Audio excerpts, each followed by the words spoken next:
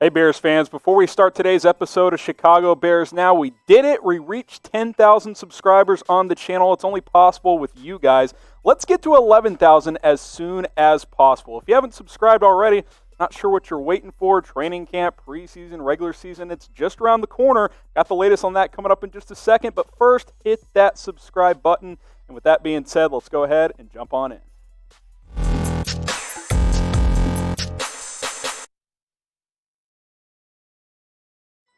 Welcome into Bears Now. I am Harrison Graham. Let's start with the latest on the upcoming season and Khalil Mack being one of several NFL superstars tweeting their concerns to the National Football League. So here's what he said. Please address health and safety concerns so we can play football this year. Hashtag it's only right. Hashtag can't wait. Now, the common hashtag that a lot of the NFL superstars was we want to play. Mac, you telling us you don't want to play? Nah, I don't think he's doing that. He's just, joining the rest of the guys. Didn't use the same hashtag.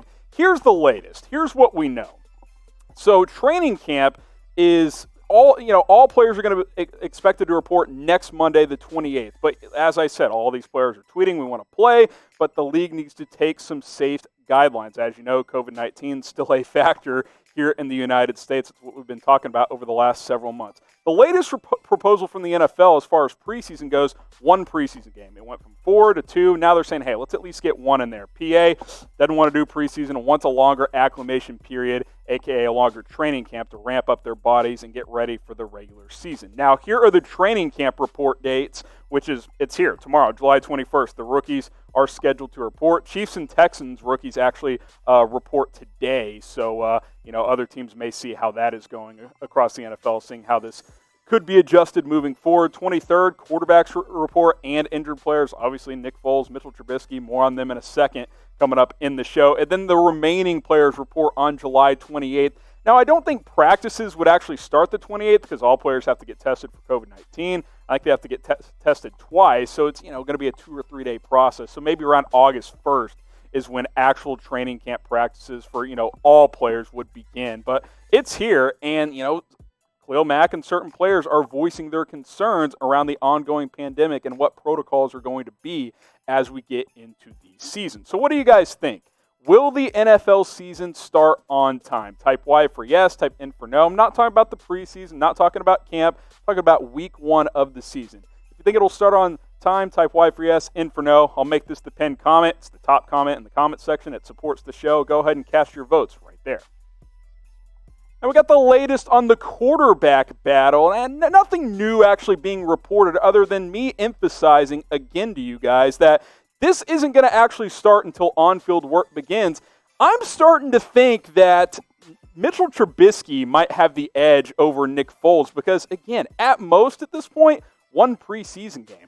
Not sure how much you can accomplish in a preseason game. And yeah, sure, training camp will weigh in to see who the week 1 starter is. But unless Trubisky just falls on his face, doesn't he have the edge over Foles, a guy who hasn't taken a single snap in this offense as a member of the Chicago Bears? Now, remember, he is familiar with this coaching staff. He has played under some of these coaches in the past before. But I've said all offseason Foles is going to be the guy. I'm not so sure anymore, at least as far as the beginning of this season goes. I'm starting to think that, you guys see the note below, no preseason games equals Trubisky's your week 1 starter. That's just what I believe. There's a reason they invested the high pick in him a few years ago. They're going to give him every opportunity, and if Foles doesn't have any in-game reps to show that he can be the starter, doesn't that mean Trubisky's going to get the first crack?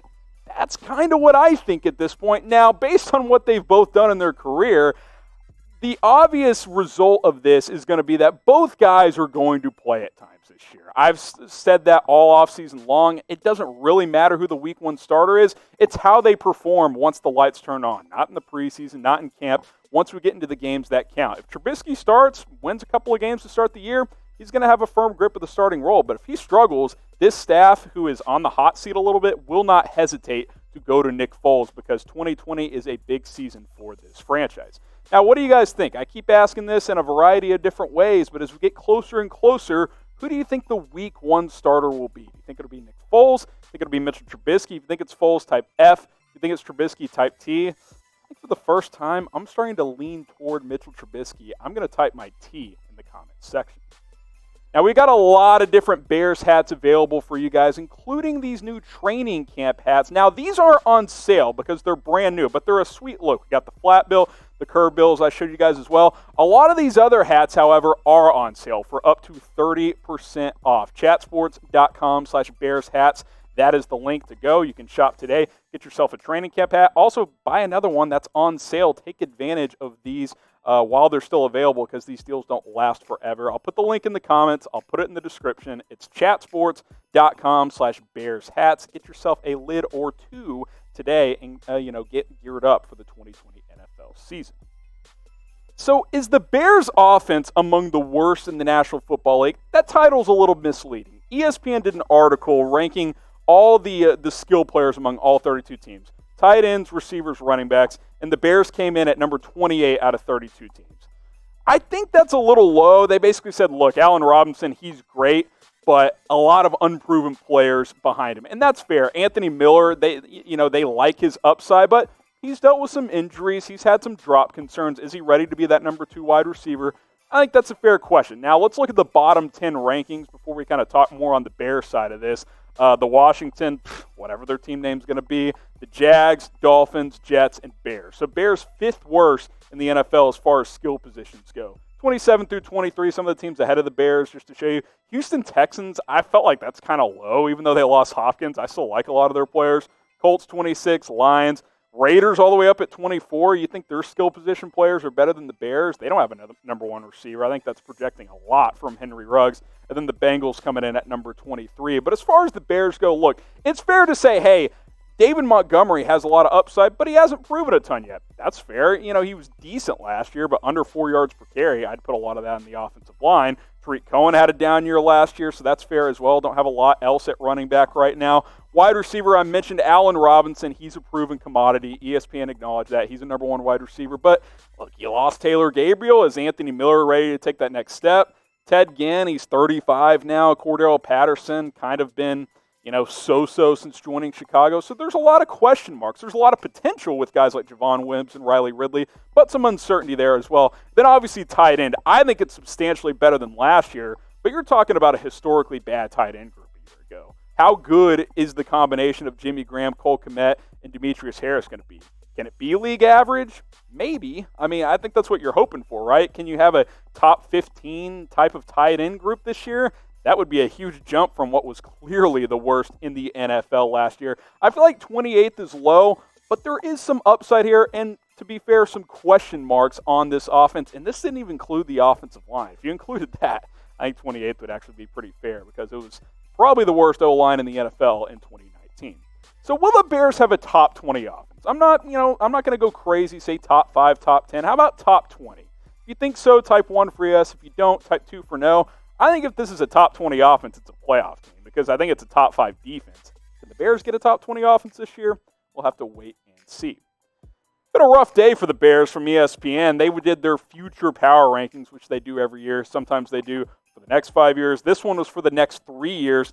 How about 31st out of 32 NFL teams? And it's very simple. They looked at quarterback. They said, look, the Bears' future at quarterback is not only uncertain, but there's not a lot of reason to believe that they have the answer at quarterback right now for the future. And that's fair, and that's not focusing on 2020. We'll see what Foles and Trubisky provide this year, but is the future quarterback of this franchise on the roster?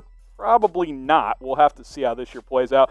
Only the Jags worse, though. Carolina, the Giants, the Jets. Really, the Jets? What do the Jets have to work on? At least the Bears have a lot of talent on defense and a lot of young talent on defense. Doesn't that put them higher than 31st? I think so. Obviously, the quarterback's worth a lot. I don't know if they should be that low at number 31, though. That feels a little disrespectful to a team that won 12 games just 2 seasons ago. Now, obviously, the quarterback was the focus here from ESPN. Who will be the starter next year? Not this year, 2021. Do you think it'll be Foles, type NF? Think it'll be Mitchell Trubisky, type MT. Think it's going to be any other draft pick, free agent, whatever the case may be. Go ahead and type O in the comments section. And now for the Bears to prove, doubters wrong, ESPN, all these articles that don't think they'll be good this year and don't think the future is bright. Obviously, the offense has to get back to what it was in 2018, or at least closer to that, when it was pretty much a fringe top 10 offense, which if you get that, you're going to be a 10-plus win team in 2020 because the defense is going to ball out. You can't be what you were in 2019 17 points per game is not going to get it done. Like, 200 passing yards a game, not in 2020. You got to be at least 220, 230 yards per game with some balance if you're going to be that low, by the way. Got to be able to run the football effectively. So we'll see what the offense can do this year. I'm not focused on the future. I just wanted to bring this to you guys' attention. Rough day from ESPN bashing the Bears, but I keep it real for you guys. I'm optimistic. I think this team can be in the playoffs in 2020. We'll focus about the future later, but that's it for today's show. I'm out, and I'll see you next time.